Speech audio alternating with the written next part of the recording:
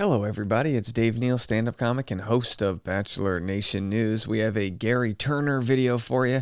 I'll tell you what, this is a topic you guys want to hear about. I wasn't sure if Gary Turner would have the legs to command such attention in Bachelor Nation following his premiere season of The Golden Bachelor, but it is every top video we make, and now we have Barstool's hit podcast Chicks in the Office defending Gary from the angry mob. And we're going to get into this whole story and discuss exactly what he may or may not have done wrong and all of that jazz. If you want other updates in entertainment news, because some people say, Dave, I love your content, but I don't even watch The Bachelor anymore.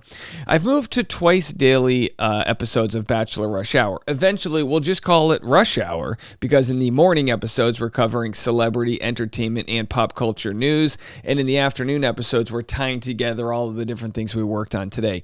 Could you possibly watch every YouTube video and listen to every podcast? Yeah, that'd be amazing. If not, catch it all right there for all the updates. Patreon.com/Dave Neal for behind the scenes bonus content. It's the biggest community we've ever had on Patreon, namely because of the lawsuit we are faced to defend, which is that of harassment over our coverage of controversial topics here. With as much, I guess, journalistic integrity as we can, we will be defending our rights to talk about those types of things. But if you want the update, the district attorney is involved. There have been threats that they're coming after me, considering prosecuting me. At this stage, I have the update that they are not investigating me, but they are taking accusations, at least credibly, even though there's no credibility whatsoever. They're looking into them. And you can get the full update on Bachelor Rush Hour. This isn't hyperbole, folks. If you find this at all interesting, or if you find this at all bone-chilling, that somebody can do this to another person at no financial threat to themselves, please do me a solid. Find a way to listen to that episode. I'm telling you right now, it's we appreciate all the support. So we've got Chicks in the Office. I'm going to share this clip for you guys in a second. But first, and of course, this is all due to the fallout of a completely wild article by Hollywood Reporter that was released the day before the Golden Bachelor finale. And that article is Gary Turner, Golden Bachelor, and the ex-girlfriend that speaks out.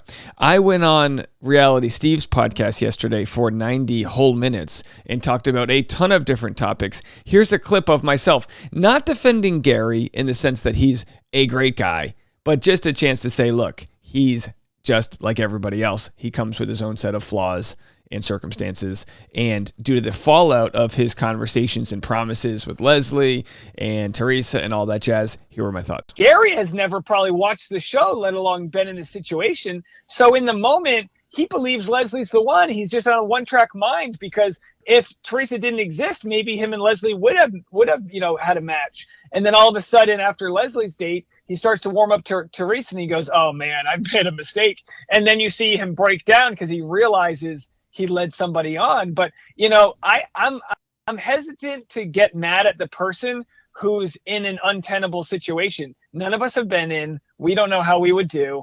And they find a Gary who's just like a Clayton in the sense he's a people pleaser. I would be the same way. Oh, I would be absolutely crucified. The best people to handle it are like the Matt James, who clearly had conversations with people in the fantasy suite that were very defined, and he didn't lead people on to the extent where he wasn't having sex with anybody. I mean, that's not what the show wants. That's not good TV for the show. All right, that's my thought.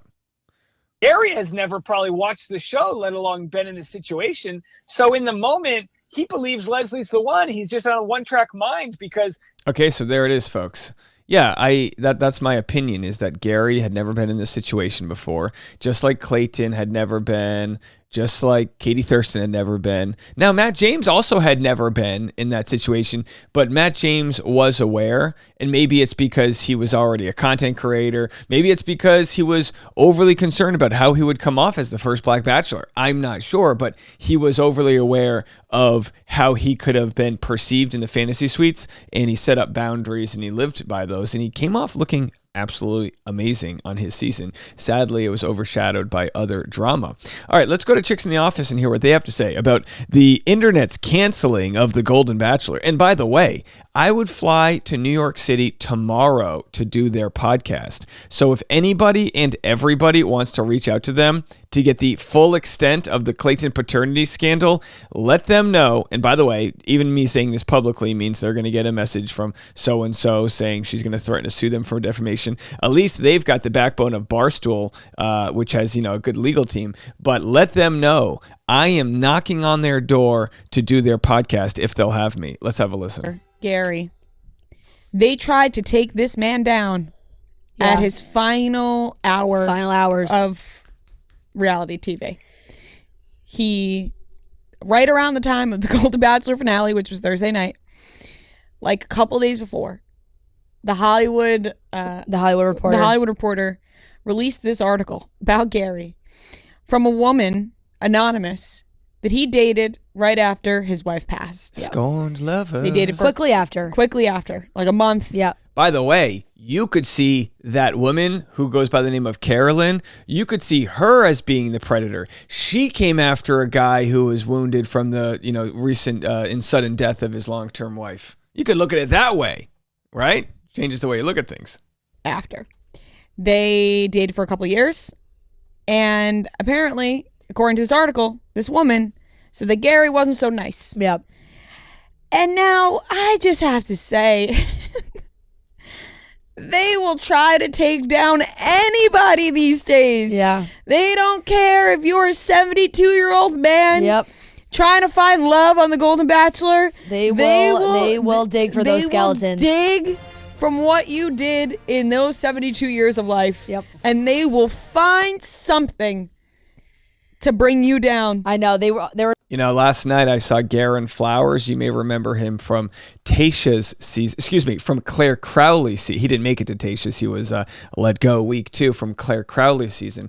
Garen Flowers has a stand-up show in Burbank actually tomorrow night. But you may remember he was on my Driving with Dave episode. He's also a journalist. He's very well accredited. He's got a lot of talents out there. But I was talking to him about this and just about the idea that they'll come for you. And when they came for Gerry, the shocking thing, and no offense to anyone from Indiana, but the shocking thing that it was a 72-year-old bachelor, and the things that they didn't have on him were not crazy things like, he collects World War II memorabilia, which is what usually people say when they have Nazi memorabilia. Oh, no, I like World War II memorabilia. All right, you got the Mein Kampf first edition. Okay, you're crazy, racist, But of all of the crazy things you could pick out of somebody's Facebook profilers of their past, or all of the old guard way, the fact that none of that came out in my mind makes Gerry seem more like Jesus Christ, to be quite honest. There's also some question marks around his job, because on the show he was called a retired restaurateur, I believe, and his LinkedIn wasn't lining up. Like, it was like, his last post on his LinkedIn was years and years ago, when they found other jobs that he's done since then, and other people that he's worked with or been employed by.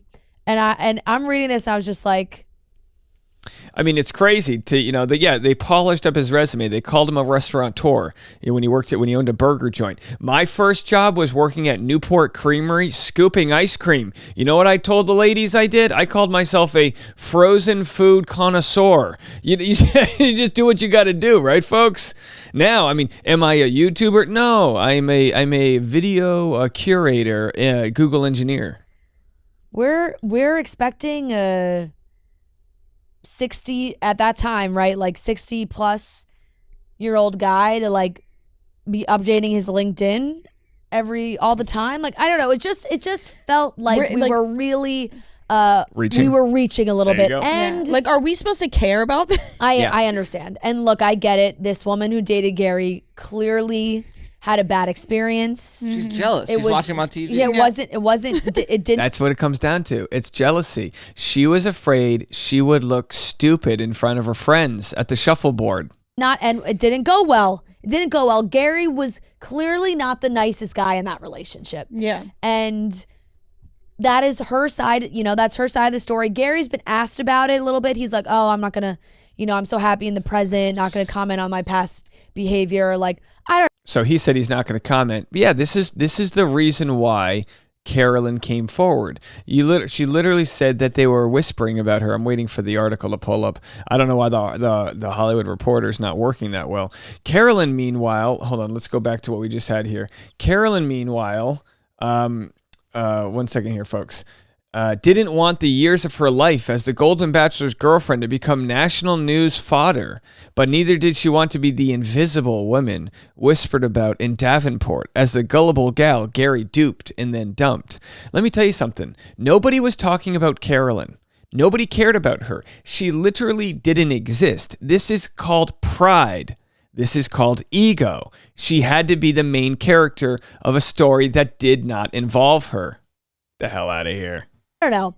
Losing your wife, probably super traumatic. Yeah. I would assume. Right. You know? And you're jumping into a new relationship right after. Maybe you are kind of a dick. Right. And I also think at 72 years old, he's probably like, what the fuck am I going to apologize for? You know what I mean? He's probably like, oh my God, I got to do a public apology about this. Like, in his eyes, he's probably like, he's lived a life. Yeah. He's probably exhausted. Like, what am I going to do? Sit here and apologize at 72 years old about a relationship that that wasn't the best? Yeah. He just lost his wife. Now, are we making excuses?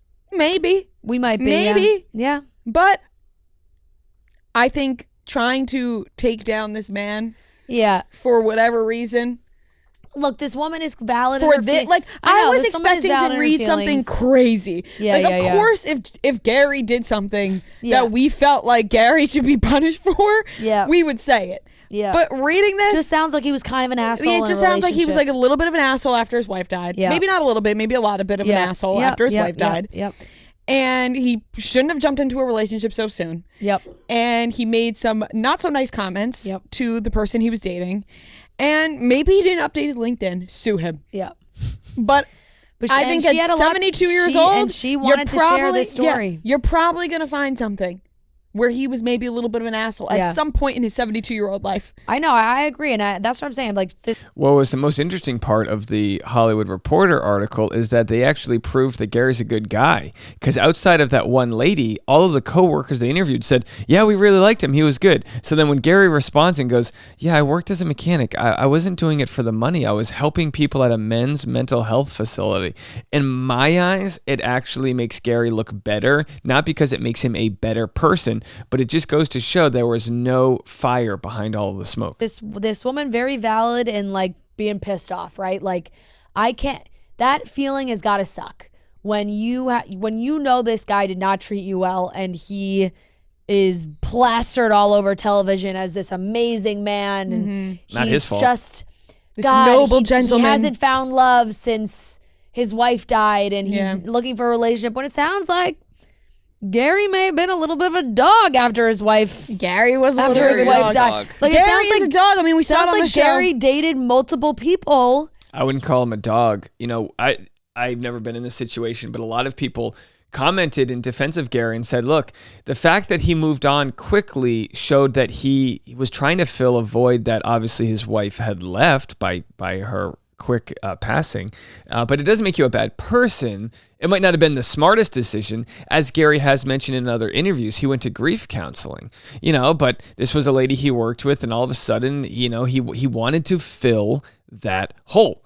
That's not a dog thing to do. It's maybe not the smartest thing to do for recovery, but shame on any of us for thinking we would have handled it better. What do we know? Yeah. And 100%, we also remember we're watching a reality TV show where they are selling us this picture perfect older man looking for love. Like, they're not going to tell us like, oh, well, Gerry has had a few relationships since his wife died. They all failed. Yeah, right. They need to paint a story. They're going to sell us the story that, oh, God, this poor lonely man, after his wife died, he's been all alone, just waiting for the right person to come around. Because that's the story The Bachelor sells us. Yeah, and maybe Gerry didn't even tell them about his past relationships. Yeah. Maybe The Bachelor's selling a story that Gerry sold to them.